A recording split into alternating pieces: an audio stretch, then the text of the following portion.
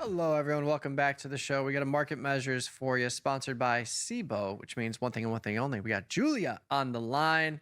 Julia, I hope you are sufficiently healed from your leech experience. What happened? Yeah, I don't know. I think I'm going to find out. Oh, you did.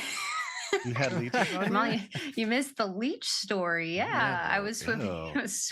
I was swimming in a lake, which I have trust issues when it comes to natural bodies of water. There you go. And we noticed that there were a lot of clams on the ground. So we were, of course, naturally messing around with the clams, and we put all the clams down, and there were just tiny little brown leeches, just kind of stuck. So that was a fun Nasty. Saturday. Nasty. So I have Jamal's not trust a fan. issues. Not a fan.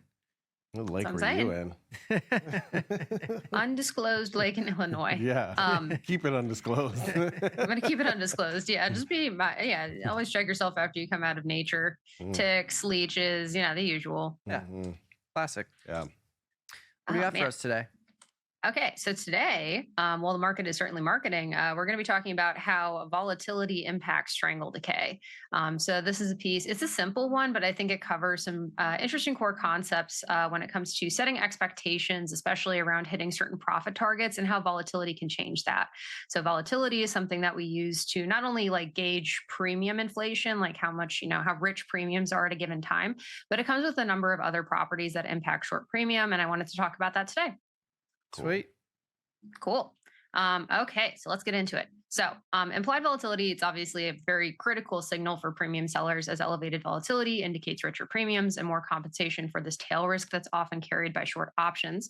As volatility and premiums increase, theta decay also generally increases, since there's more premium to be lost in the same amount of contract duration. And so today we're going to take a look at what this looks like in practice with real trades to really better understand how the speed of hitting a profit target changes with volatility.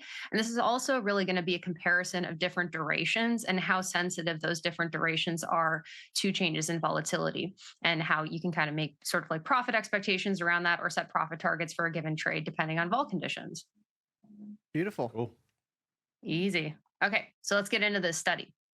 So we're going to be using data from 2016 to present. Here we're going to be using 20 delta short SPY strangles. We're not going to be using any management, just because we want to isolate sort of like the effects that we're trying to look at specifically here. So we're going to be looking at 10, 15, and 30 DTE contracts. We're going to be tracking cumulative daily P&L as a percentage of initial credit. So we're going to be scaling everything relative to initial credit. And then we're going to be calculating the median P&L on each day. It's basically cumulative P&L per day that the contract is held for these different durations. And we're going to determine the point in each duration on average when a 50% the initial credit is hit.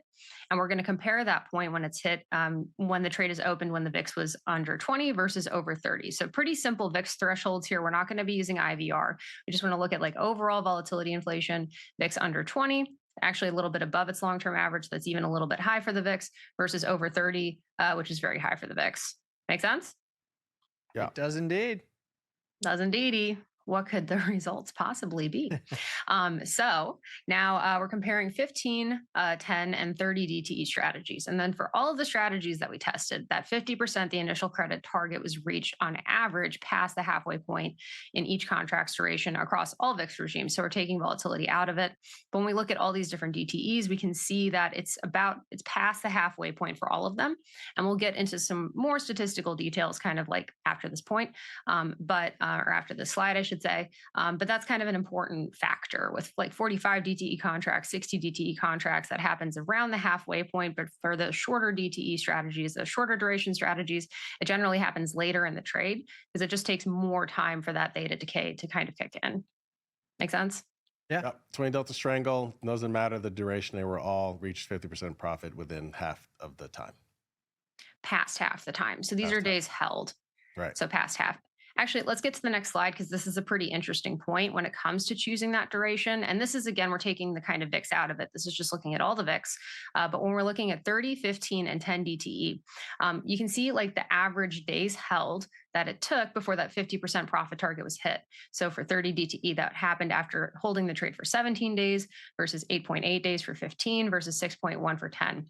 What you can see is that the percent of duration, like basically the amount of time that the contract had to be held relative to the duration of the contract before that 50% threshold was hit actually happens later. It has to be held longer for those shorter duration trades.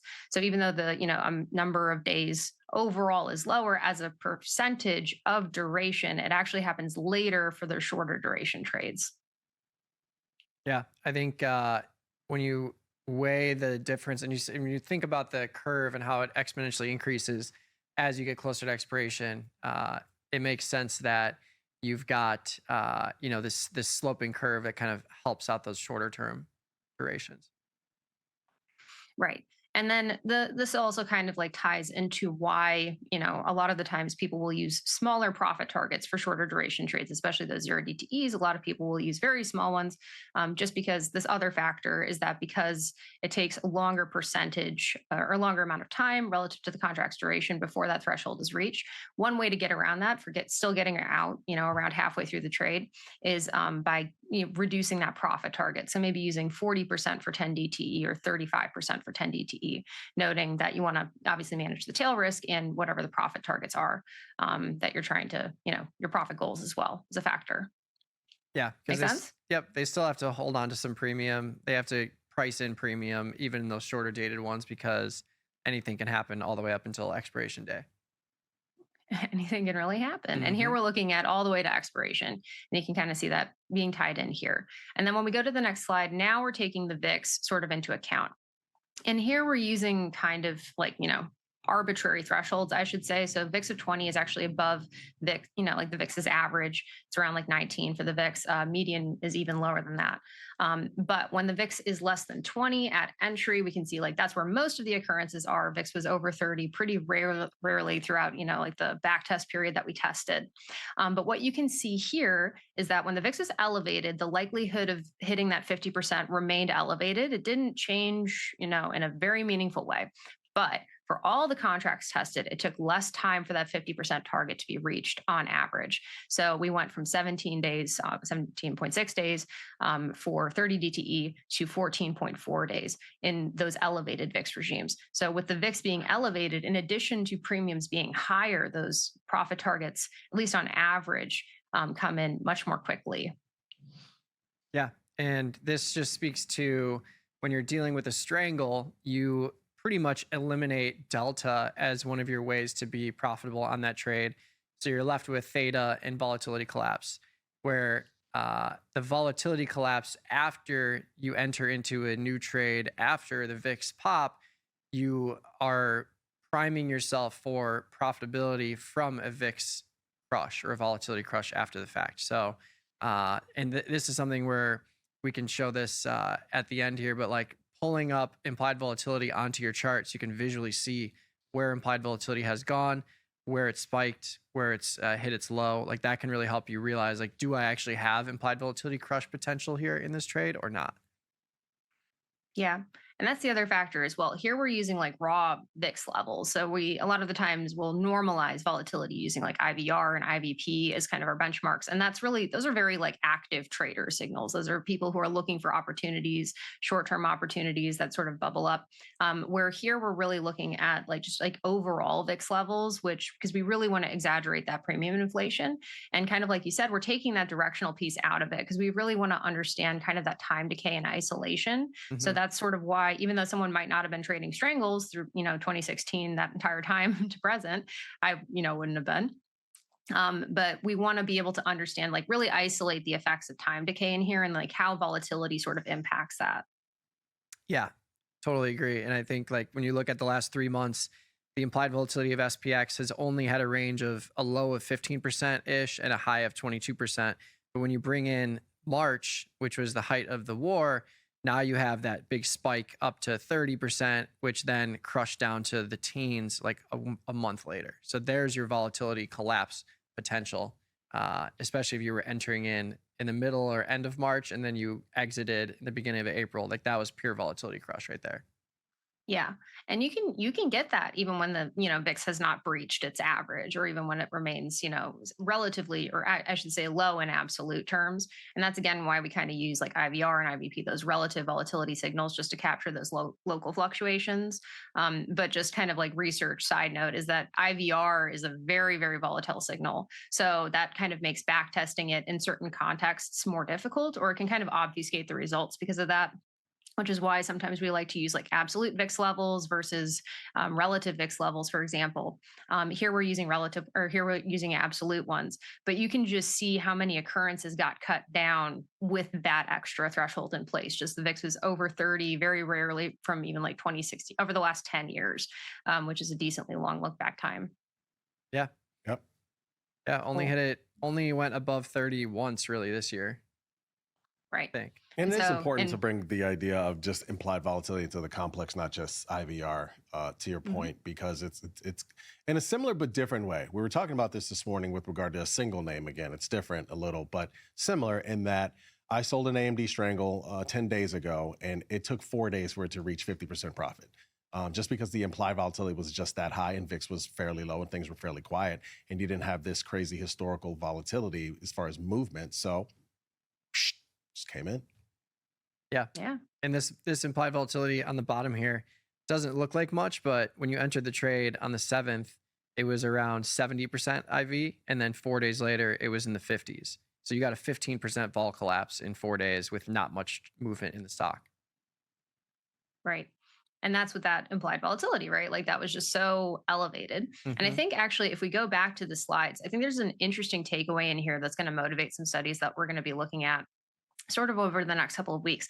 What we saw here is when we compared 30 DTE, 15, and 10, the shorter duration contracts experienced the least speed up when it came to hitting that 50% profit target. So when we look at the amount of time, like that reduction in amount of time that it took to hit that 50% when VIX was high versus low, the 30 DTEs were sort of like the benefited the most when we're looking at these sort of aggregate statistics versus the 10 DTEs, which were least sensitive to those changes in volatility condition. So I think to me, this also makes an interesting case of like, using DTE strategically as well when VIX is low versus VIX is high, when vol is low versus vol is high, not just, across the S&P, but across like other assets in the S&P when we're using implied volatility as that signal. Yeah, I think this likely speaks to the fact that regardless of VIX environment, you always have more implied volatility exposure in the near term. So if there is a VIX pop above 30, which is rare, that's when you actually get like the tail end lifted in terms of the implied volatility. And if you're selling that higher Vega value option, and then you get a crush in the back end, the front is still lifted. Like you'll always see the front with higher implied volatility exposure. But if you get a VIX pop to 30 and then it drops to 20, you're going to see that fluctuation happen more in the back month while the front month is still a little skittish. And they're like, okay, we're seeing volatility, but we're going to keep this premium in here just in case things hit the fan again. Just in case. Just in case. And right, that's like, you kind of got to what I want to start looking at over the next couple of weeks. We talk about changing the strategy, directional assumption when VIX is low, but how can we potentially leverage duration as well when VIX is low versus VIX is high? Because those, longer dated contracts have higher premiums on average, like significantly higher premiums. And then those go up, right, significantly when VIX is elevated. But the lower DTE contracts have generally like higher volatility levels overall, especially when VIX is low. And then in addition to that, you get more occurrences out of your 10 DTEs, your 15 DTEs versus 130 DTE. It depends on volatility a little bit because it takes those shorter duration contracts more time before that 50% profit target is reached overall. And with the credits being lower for those contracts as well, those are just lower profit targets and lower dollar amounts in general. However, you get more occurrences potentially out of those. So that's kind of what I wanted to look at over the next couple of studies, just over the next couple of weeks. But I think you kind of got what I was kind of going for there. Beautiful. Yep. Cool. Okay, so let's get to some takeaways. So for the strangles tested over the back test, blah, blah, blah, blah.